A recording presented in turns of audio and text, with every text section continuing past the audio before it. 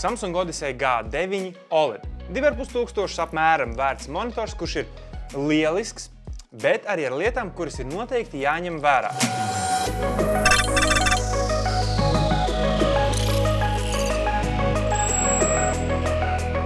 Samsung OLED paneļi ir lieliski. Principā tikai pāris lietas vispār spēj OLED displeju tirgu nosvērt par labu vai par sliktu izvēlēties tieši Samsung veidotus OLED paneļus. Uz apskatu ir jau bijuši vairākas Odyssejas, bet šī bija pirmā, kuras sākotnējā iestatīšana īstenībā prasīja vairāk pūļu un laika, kā parastam monitoram vajadzētu. Kopumā monitors un visa kaste ir pārsteidzoši minimalistiska.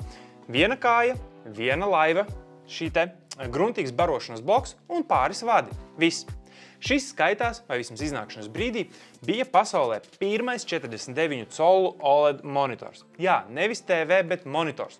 Un labākajās Samsung tradīcijās to vari pārvaldīt nevis kā parastu monitoru, bet vairāk kā Samsung TV, proti ar pulti. Un šis būs tāds labs ievads, lai izietu cauri 5 lietām, kuras ir lieliskas šī monitora sakarā, un 5 lietām, kuras ir jāņem vērā vai vismaz jāpatur prātā. Pirmā lieta ir tas, ka to var ļoti ērti pārvaldīt ar pulti. Tiesa, Samsung arī vadības priekapuļķi ir novietojuši ērtā vietā, šeit monitora apakšā. Tomēr pults man bija primārais avots, jo dublē pirmkārt visu, kas ir pieejams caur monitora vadīkli, priekapuļķi, bet piedāvā arī izceļus tādām lietām, kā piemēram gaming režīmam, kurš gan ir pieejams tikai tad, kad tu ieslēdz gaming mode on, bet, jebkurā gadījumā šī, piemēram, menu, jeb izvēle ir maķenīt savādāka, sakoptāka un tīrāka par galveno, un te ir bišķiņ vieglāk operēt. Otrā lieta ir acīm redzamākā, ka spēlēt spēles uz šī ir kaut kas nereāls. Jā, ne visas atbalsta šādu 32:9 malu attiecību, bet teju katra izskatās lieliski. Nodemonstrēšu ar dažām, tīri, lai saproti, par ko ir stāsts, kā arī nevar nepieminēt lielisko video baudīšanu. OLEDs ir un paliek OLEDs.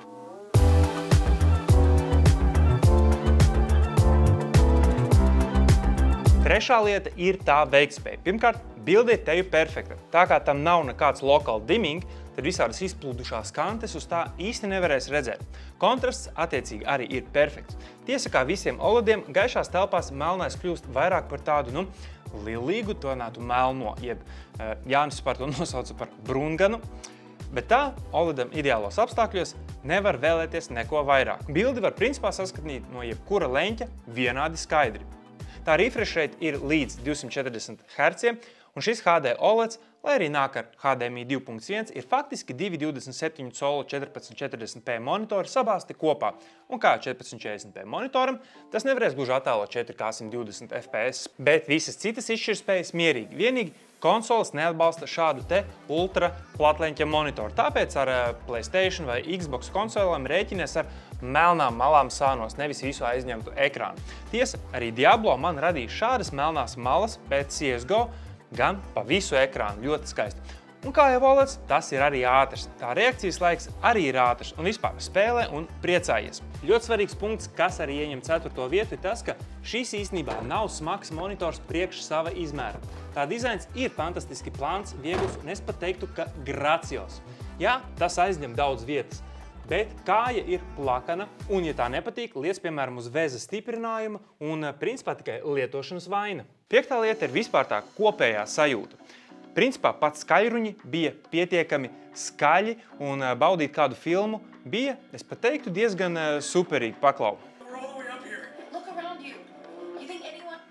Saslēdzi visu kopā, atradi monitoram vietiņu, iekārtojies ērtāk un strādā vai skaties vai, nezinu, tur montē video.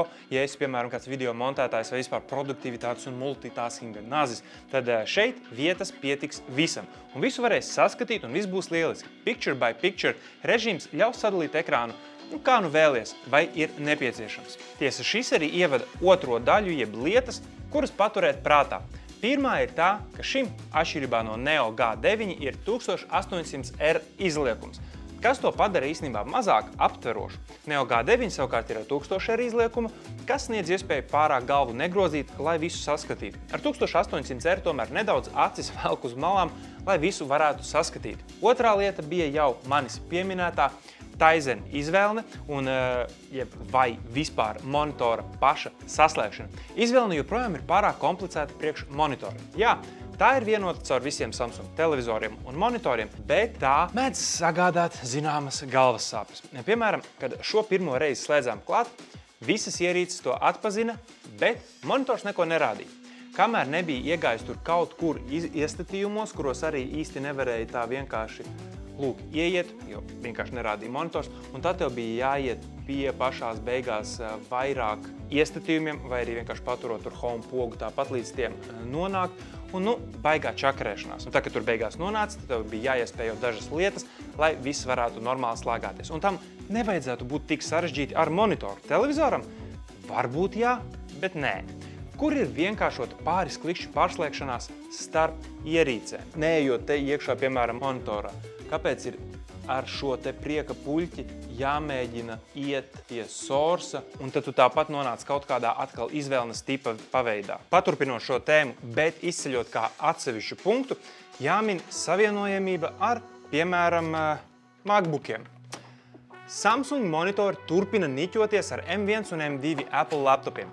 Tipisks scenārijs bija man pamēģināt vienkārši pieslēgt MacBook Pro M2 caur HDMI vadu un raudzīt, kas notiks. Notika tas, ka izšķirtspēja bija briesmīga. Apple atrada monitoru, bet man nebija ne ekrāna atsvaidzes ātrumi, ne pareiza izšķirtspēja, un ja arī iestatīju daudz maz pareizi, tad vajadzēja mainīt šo te malu attiecību no 32:9 uz 16:9 un samierināties ar melnajām malām, respektīvi neutilizētu pilnu monitoru. Es zinu, ka ir varianti ar citām ierīcēm pa vidu starp Apple laptopu un šo monitoru ar dongļiem, bet tas nav paredzētais lietošanas veids. Pieslēgvietas no vienas puses pietiekamas, tev ir lielais HDMI ports, pilns display ports un mini display ports, bet no otras puses un trešās puses par švaku. Nav Thunderbolt porta, ir USB-C, veseli 3. Ar 5 gigabitu datu pārraides ātrumu, bet tie neviens nav ar, piemēram, Power Delivery vai DisplayPort. Un attiecīgi pārbaudīt, vai arī tādā veidā tas draudzētos ar MacBooku, nevarēja. Šī ir 4. lieta, kura būtu jāņem vērā. Bez tam monitoram ir arī jāiespējo dažādas opcijas, lai varētu to vienkārši saslēgt. Kā arī tikai 2 porti nozīmē, ka varēs saslēgt klāt tikai, 2 ierīces, vai vienlaicīgi kādus 2 laptopiņus, kā reku MacBooks un mans Lenovo, vai arī, ja tev vispār ir vēl laptopi, tā kā, piemēram, man šis Lenovo, kuram ir tikai 2 USB-C Thunderbolt 4 porti, tad, jā, bez dongla, tad pa virsu vēl HDMI kabelītis, tā būs tava ikdiena un tava dzīve. Tādu izteiktu 5. lietu īstenībā nevarēja atrast. Bija viss kaut kādas, kuras nāca prātā, bet vairāk tas bija tādas, nišas lietas. Piemēram, aizmugurē esošais krāsainais aplis, kuru īsti nevari sasinhronizēt ar kopējo savu PC setupu, kā arī tas ir aizmugurē, un tu to tāpat neredzēsi. Tas nav pietiekami spilgts, lai dotu arī kaut kādu papildināto apgaismojumu un lielāku šo te immersion iekšā tajā, ko tu dari, jeb kaut ko līdzīgi tā kā ir Philipsam Ambiglo tehnoloģija, kā arī multi-view opcija, kur ir nedaudz savādāks risinājums kā klasiskāks picture by picture, bet manā galvā tas tāpat paliek kā picture by picture režīms. Attiecīgi, kopumā, ja ņem pa kategorijām, tad jā, šis QD OLED panelis ir fantastisks. Jebkas, ko tu uz tā skatīsies vai baudīsi ar Windows datoriem, būs teju pasakains. Visi patiesie melnumi, arī iebūvētie skaļruņi sniegs tīri solīdu skaņu un kopumā montēt, piemēram, video būs ārkārtīgi ērti ar tik daudz vietu un vispār darbošanās kā pilnvērtīgiem 227 colu monitoriem. Vienkārši awesome. Enerģijas patēriņš arī attiecīgi būs mazāks. Vietas rozetē arī par vienu ietaupīšana. Pie tā pārvaldīšanas pierod un es teiktu kaut kādā mērā samierinās, bet vai es gluži to izmantot ar, piemēram, Samsung Dexu no viņu viettelefoniem?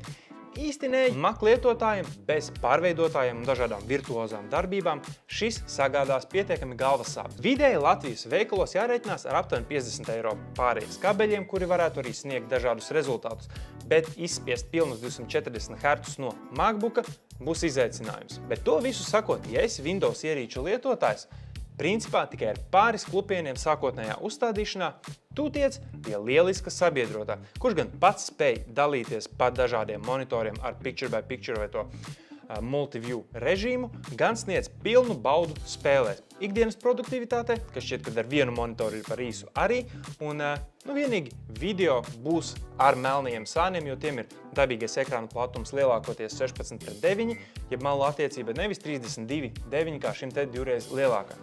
Kopumā tiem, kuri nāk no parastajiem monitoriem, šeit ir jāpavada zināms laiks, lai pierastu un salāgotu ierasto savu iepriekšējo darbu ar ko šādu. Bet, kad viss ir pagājis un jūties šī monitora pārvaldīšanā kā zivs ūdenī, tad ir vienreizēji skaists pie tā kaut ko strādāt, spēlēt vai vispār rosīties.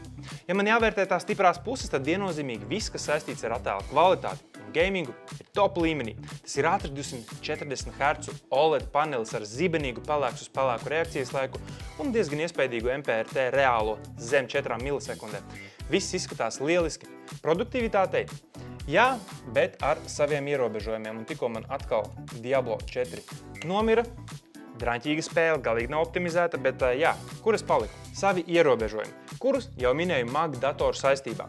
Bet tam arī ir apkārtceļi, bet kā jau Mac lietotājiem, jums ir jāpierod maksāt naudu par tādiem priekiem. Porti ir šī monitora, es teiktu, ka izteikti vājākā vieta. Bez Thunderbolt porta, bez jau kādas lādēšanas, kas ir jāņem vērā. Bet tā, kopumā tas arī šajā video viss. Es ceru, ka tu ņemsi vērā šos te plusus, mīnusus, stiprās vājās puses šim monitoram, veiksi pārdomātus lēmumus un visādi citādi mēs ar tevi tiekamies jau kādā no nākamajiem video. Atā!